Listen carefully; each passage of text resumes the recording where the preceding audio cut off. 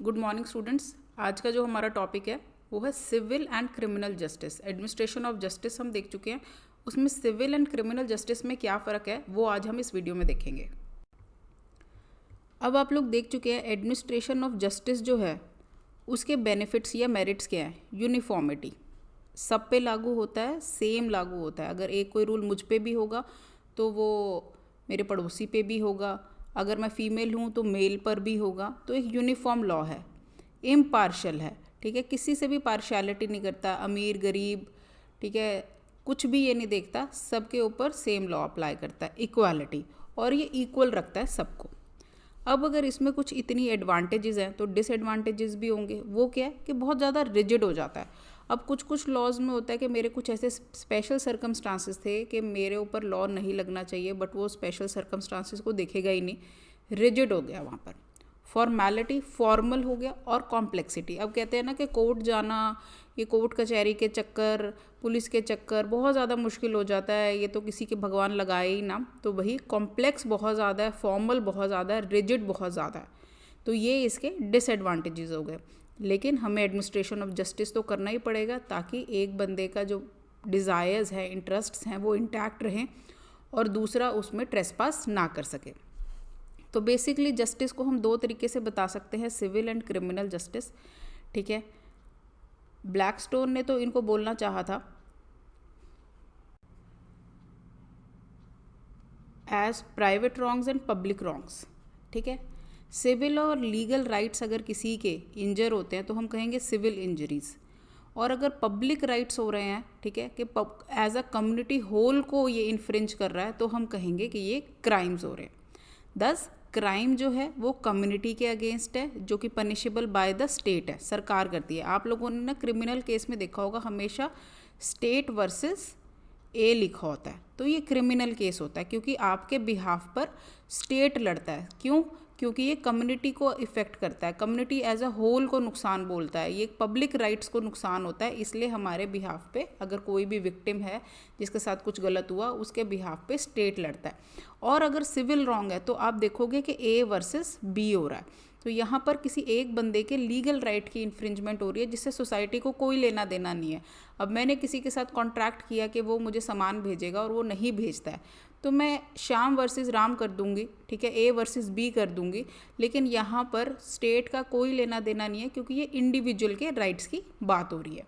अब civil justice अगर हम बोलेंगे तो वहाँ पे सिविल कोर्ट्स आएंगे जहाँ पे हम बोलते हैं सिविल जज बैठा हुआ है, और अगर क्रिमिनल जस्टिस की बात हो रही है तो वहाँ पर हम क्रिमिनल कोर्ट्स बोलेंगे, यहाँ पे जुडिशियल मैजिस्ट्रेट बैठा हुआ है। अब समझने वाली बात है कि एक ही बंदा अपॉइंट होगा, ठीक है, जिसको हम कहते हैं कि भाई सिविल जज वो अपॉइंट हो रहा है। अगर उसके पास क्रिमिनल केसेस हैं तो हम उसे बोल देते हैं जुडिशियल मैजिस्ट्रेट, अगर उसके पास सिविल केसेस हैं तो हम बोल देते हैं सिविल जज, ठीक है। अब ये नहीं होता कि अलग अलग अपॉइंट हुआ है, कोई भी बंदा जज लगना चाहता है तो वो अपेयर होता है JMIC के लिए, ठीक है, जूनियर डिवीज़न के लिए, ठीक है। तो अगर उसके पास सिविल केसेस आ रहे होंगे तो उसका नाम पड़ जाएगा सिविल जज, अगर उसके पास क्रिमिनल केसेस आ रहे होंगे तो पड़ जाएगा जुडिशियल मैजिस्ट्रेट। अब हमारे सिविल केसेस जाते हैं सिविल कोर्ट्स में, क्रिमिनल केसेस जाते हैं आपके क्रिमिनल कोर्ट्स में। आपके क्राइम में कौन केस करता है? स्टेट करता है, सिविल में इंडिविजुअल पार्टी करती है। सिविल केस में आपके कंपनसेशन मिलता है, ठीक है। सिविल केसेस होते हैं लोगों के 30-30, 35-35 साल चले जाते हैं, उसमें जेल नहीं होती। क्रिमिनल केस जो होता है ना उसमें कन्विक्शन या एक्विटल होता है कि भाई बाइज्जत बरी होना या उसे सज़ा हो जाना, सज़ा होने पे ज़्यादातर उसे जेल या फाइन लगता है। और आपके जो सिविल केसेस होते हैं तो उसमें डैमेजेस होता है, आपने कॉन्ट्रैक्ट में पढ़ा होगा, तो वहाँ पर कंपनसेशन के तौर पर दिया जाता है। Prime object of criminal proceedings क्या है? पनिशमेंट। लेकिन किसी किसी केस में प्रोबेशन वगैरह जो आजकल चलता है कि भाई अच्छे व्यवहार पर उसे छोड़ दिया जाता है, तो वो प्रोबेशन है। लेकिन आज के हमारे टाइम में हम रिफॉर्मेटिव थ्योरी ज़्यादा बिलीव करते हैं, रिफॉर्म्स में ज़्यादा बिलीव करते हैं। जैसे कुछ थिंकर सोचते हैं कि ऑब्जेक्ट ऑफ सिविल प्रोसीडिंग तो क्या है कि भैया राइट्स को एनफोर्स कराना, कि मेरा घर मैंने उसे ख़रीदना था या बेचना था तो मैं उस कॉन्ट्रैक्ट को पूरा कराया जाए उसकी, या फिर कंपनसेशन दी जाए। और क्रिमिनल में क्या होता है कि भाई पनिश किया जाए, यहाँ पे कोई पैसे का लेन देन नहीं होता कि उसने मेरे मारा तो वो मुझे पैसे देगा, नहीं। यहाँ पर सिंपल सा होता है कि उसे सज़ा दिलवाई जाए, लेकिन सिविल वाले में ये होता है कि मेरी भरपाई करी जाए। लेकिन हर केस में क्रिमिनल वाले में ना आजकल जुवेनाइल्स या फर्स्ट टाइम ऑफेंडर्स को छोड़ने लग गया। जुवेनाइल्स जो बिलो 18 ईयर्स हैं उनको एट फर्स्ट कभी भी पनिशमेंट नहीं दिया जाता और ना ही उनका ट्रायल होता है एज एन अडल्ट। आप लोगों ने देखा होगा निर्भया रेप केस में भी एक बंदा जुवेनाइल था, तो मैक्सिमम पनिशमेंट जो जुवेनाइल को मिल सकती है वो 3 साल है। फर्स्ट टाइम ऑफेंडर्स जो होते हैं उनके क्राइम को देखकर उनको भी हार्ड पनिशमेंट नहीं दी जाती है, उनको भी छोड़ दिया जाता है। अब एक ये केस है जस्टिस के नाम पे, DK Basu versus state of Bengal. इसमें कस्टोडियल डेथ हुई थी। पहले ना कस्टडी में बहुत ज़्यादा डेथ हो जाती थी, पुलिस मार मार के मतलब मारने की वजह से, कस्टोडियल टॉर्चर की वजह से डेथ हो जाती थी। ठीक है, यहाँ पर कोर्ट ने हेल्ड करा कि ओनस मतलब कि सारा का सारा दारमदार पुलिस पे होगा अगर कभी भी कस्टडी में डेथ हो जाती है, टू एक्सप्लेन कि उस पर्सन की कस्टडी में कैसे डेथ हुई।